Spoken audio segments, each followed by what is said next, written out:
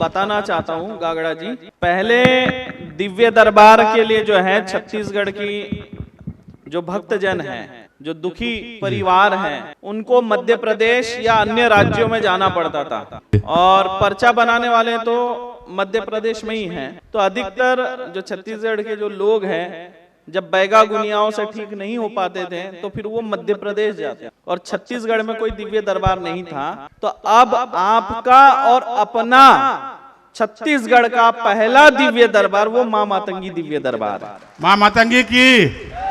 अब छत्तीसगढ़ वासियों को किसी अन्य राज्य में जाने की आवश्यकता नहीं है। अब आपका अपना दिव्य दरबार छत्तीसगढ़ में है। दिव्य दरबार की।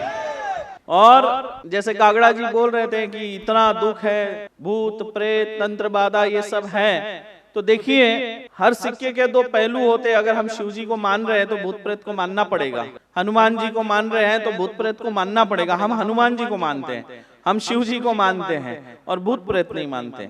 तो मतलब जो है सच्चाई है उससे हम दूर भाग रहे, और सच्चाई से दूर भागने से हमें नुकसान होता है। मतलब पुराने समय में क्या होता था, दवा और दुआ दोनों आवश्यकता है बोलते थे। मतलब किसी घर में कोई बीमार पड़ गया तो तुरंत वो टोटका भी करते थे, नमक मिर्ची लेके उतारा भी करते थे, दवा भी देते थे। अगर बाहर का होगा तो वो उपचार से हट जाएगा, बाकी दवा का होगा तो दवा से निकल जाएगा।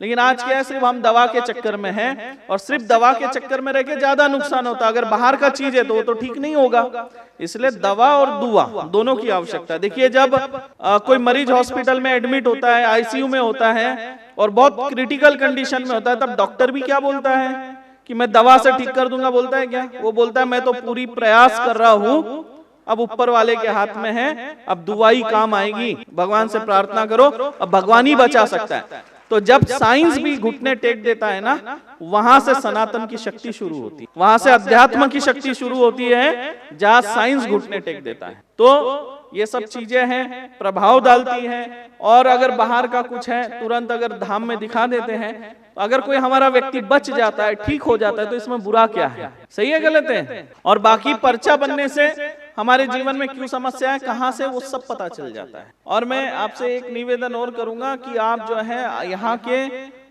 लोकल भाषा में भी बोलेंगे ताकि संदेश और दूर दूर तक जाए।